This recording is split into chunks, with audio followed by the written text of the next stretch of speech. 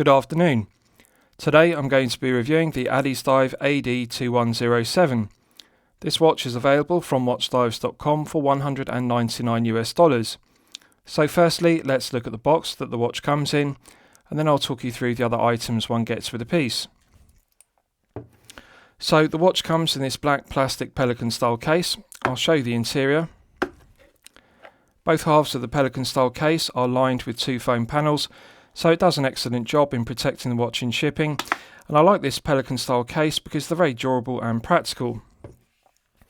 With regards to the other items, this is the plastic guarantee card that comes to the watch, and I'm pleased to report if you purchase the watch from watchdives.com, it is covered by a 3-year international warranty, which is very reassuring.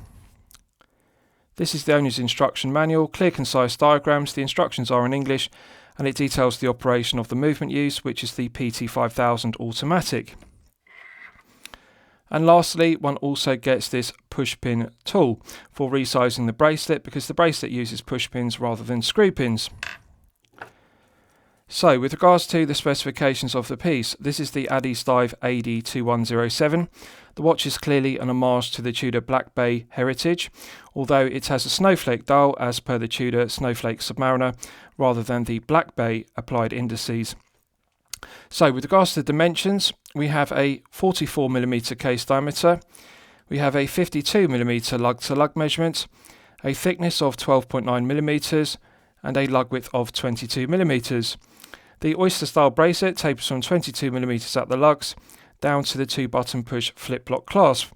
Now I would like to see Addiesdive sign the flip lock on the clasp with their brand logo, but however one has to expect some cost-cutting measures, bearing in mind that this is a €199 low-tier price point piece. As always, I'm going to level criticism at there only being 3 micro adjustment holes.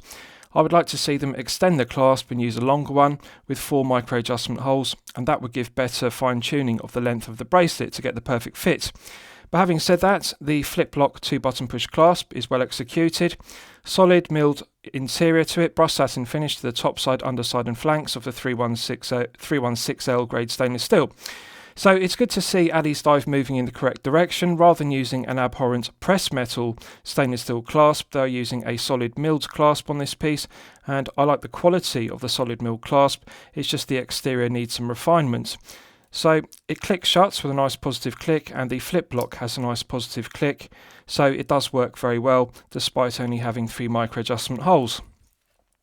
With regards to the rest of the specification, we have a double dome sapphire crystal, and there is blue tinted AR coating on the underside. So the blue tinted anti-reflective coating does an outstanding job of reducing the glare and the highly reflective nature of the silver snowflake applied indices and the snowflake hands. The finishing to the applied indices and also the finishing to the snowflake hands is excellent. The mirror polishing to the hands is very good. No flaws whatsoever with the indices or the hands. And I like the symmetry of the dial with the absence of a date complication. Perfect symmetry to the snowflake dial layout, and I think they've made the correct decision by using applied snowflake indices rather than printed snowflake indices as per the Tudor Snowflake Submariner. So the legibility is very good. The matte black dial also reduces the glare and the reflective nature. Had they used a glossy black dial, it would have been more reflective. And I like the blue tint of the AR coating. It adds interest to the double dome sapphire crystal. The bezel is solid 316L grade stainless steel, coin edge finished, and it's got a nice low profile to it as per the Tudor Black Bay, which this is an homage to. I like the fine coin edge finishing. The polishing to the top of the edge, the bevel to the bezel is very good. It's finished to a very good standard, and I like the teeth to the coin edge finishing. They are also finished to a good standard. They've made the correct choice by using an aluminium bezel insert rather than ceramic. Now, of course, an aluminium bezel insert isn't as scratch resistant as ceramic, but it does add to the vintage aesthetic of this piece, being an homage to the Black Bay heritage, and I think it looks very good with the low profile coin edge bezel. And bear in mind this is an homage to the Black Bay. I think they've made the correct decision, because a ceramic bezel insert would have made the piece look too contemporary rather than being an homage to the Black Bay. It looks very good. The low profile coin edge bezel and the metallic nature of the aluminium bezel insert with a matte black finish to it complements the double dome sapphire crystal. With regards to the finishing to the head of the piece, The flanks are brushed satin finish, longitudinally brushed, and as you can see there's a beautiful luster to the 316L grade stainless steel. The quality of the finishing, the brushed satin finishing to the flanks is outstanding. Brushed satin finishing to the tops of the lugs, which is also done to a very high standard. So Addiesdive deserve full credit. There's no sharp edges, no burrs. The ends of the case, the ends of the lugs don't have any sharp points. It's a very well finished case. It's the kind of case finishing one would expect to see on a mid-tier piece, not a low-tier piece costing only $199 US. So let's test the crown action. The bezel action. 120 click unidirectional bezel, as one would expect. It's got a nice light resistance to it, but loud audible clicks. One can hear the ratcheting mechanism, and I like the light feeling to it. Now, it does have some lateral side-to-side play, and that is a disappointment, and this is something that I would like Addiesdive to improve upon, because lateral side-to-side play is a fundamental that watch brands have to get correct. It's unacceptable regardless of the price point of a piece. The resistance feels even all the way through the 360 degrees rotation, so that's good. No back play whatsoever, so it's very disappointing that there's lateral side-to-side play, which is significant because there is no back play. So I'll check the alignment. Perfect. The Lume pip and triangle on the aluminium bezel insert perfectly aligns with the applied triangle index at 12 o'clock. So no back play, perfect alignment, but we've still got lateral side-to-side play. So that's something they just need to refine and improve upon the quality control and the build's quality of the bezel execution. With regards to the crown, it's solid 316L grade stainless steel, signed with an embossed Addiesdive brand emblem, as you can see, finished to a high standard. Coin edge finishing is done very well. Let's test the action. It's very smooth. Good foam resistance to it. One can feel the O-rings, providing an effective hermetic seal between the crown and the stainless steel crown tube. The screw down crown provides an effective hermetic seal to 200 meters of water resistance. In the first position, it's the manual wind position, and one can manually wind the caliber PT5000 to top it up to its maximum 40-hour power reserve. Firm resistance to the mainspring, one can feel the friction in the movement, although it is smooth to manually wind, although it has more resistance than other movements you might be familiar with, such as the Seiko NH35A, for example. Now, as it's a PT5000, it is a date complication piece, and of course we don't have a date window. There's no date complication in this watch, so pulling it out to the first click position is a phantom date setting position, and that's something you might need to be aware of if you don't like watches with phantom date setting positions. Pulling it out to the second click is the time setting position, and if you look at the Snowflake second hand, you can see I have now hacked the movement. It is possible to stop the second hand dead to set the time precisely to the second. Firm resistance to the PT5000, I would describe it as firmer than the NH35A, but it is very smooth, both clockwise and anti-clockwise, no back play in it, the gearing feels nice and tight, it's a good, solid, reliable, well-proven workhorse movement. So I like the PT5000, as you'll know from my previous reviews. Pushing it back in, it's got a nice positive click and that restarts the movement, so let's test screwing the crown back down. Immediate thread pickup, this is outstanding execution of the screw down crown. The threading is very good. The interface between the internal thread of the stainless steel crown and the external thread of the stainless steel crown tube, they mesh very well. And although there's firm resistance due to the tight sealing of the O-rings, the actual threading of the stainless steel is very good. It meshes very well. So it's an absolute pleasure to operate the crown. It's very well finished and the quality control is good. So I'll show you the case back. Solid stainless steel case back made from 316L grade stainless steel. As you can see, the benefit of using the PT5000 is the case back can be made very low profile. This is a very slim case back, bearing in mind that this provides 200 meters of water resistance. Had they used the NH38 or the NH35A, that would have meant they needed to make a thicker case back.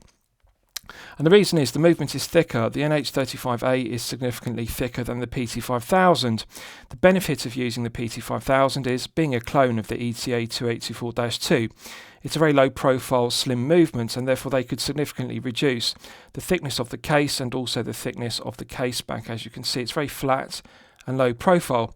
So rather than having a bubble case back as per an NH35A piece, the PT5000 powered piece we're looking at here has a very flat and low profile case back.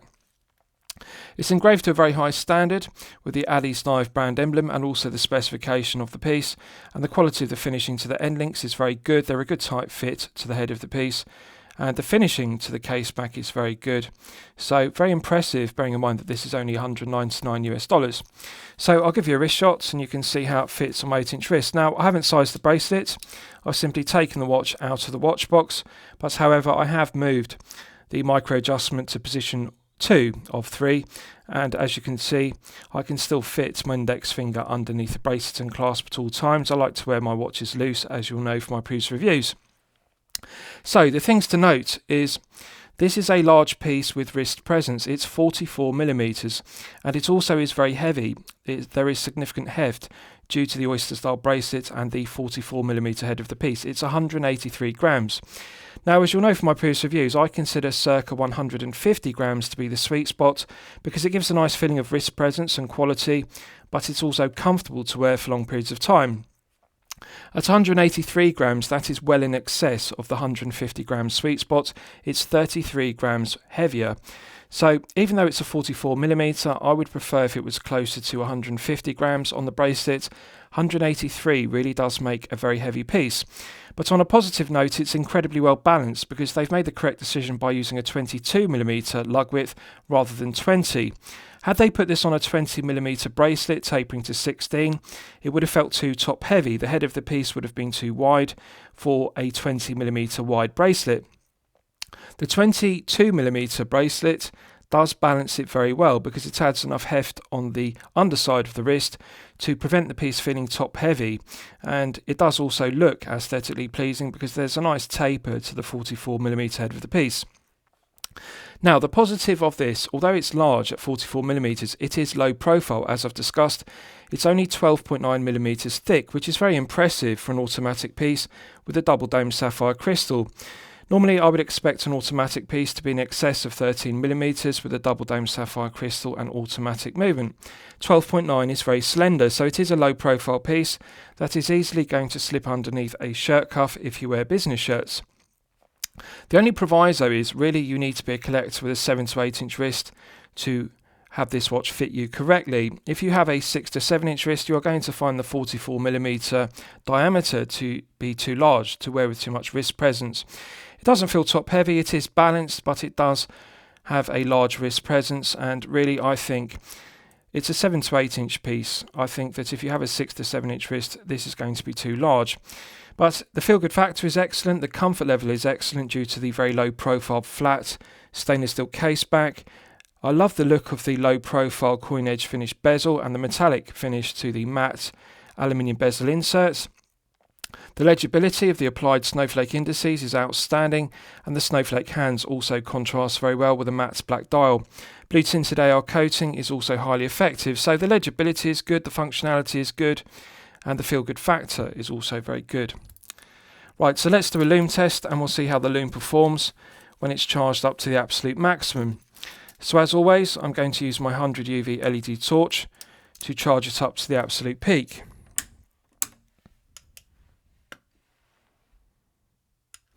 Right, so that's now fully charged, and as you can see, it has not disappointed. This is BGW9 Super Lume Nova. And Addiesdive deserve full credit because they haven't cut any corners. For example, we're often familiar with Pagani Design cutting corners with regards to the quality of the lume they use. They use Lume Nova rather than Super Lume Nova. BGW9 Super Lume Nova is very unusual to see at this price point, $199 within the low tier.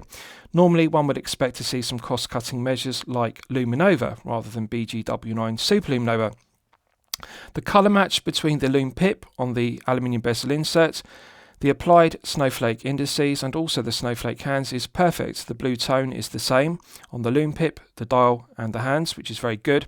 I like the characteristic blue tone of the BGW9. It's glowing incredibly brightly and it will continue to glow for a good length of time. This is the benefit of using top grade BGW9, and it's clear that they have used 5 or 6 layers of BGW9. They haven't cut production costs by only applying 2 or 3 layers as some other brands do. This is what 5 or 6 layers of BGW9 look like.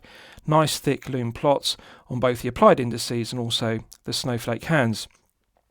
The legibility is outstanding. We've also got a snowflake secondhand. You can see it sweeping around the dial, and this is very impressive, and it's something I really like about the strong specification of this piece.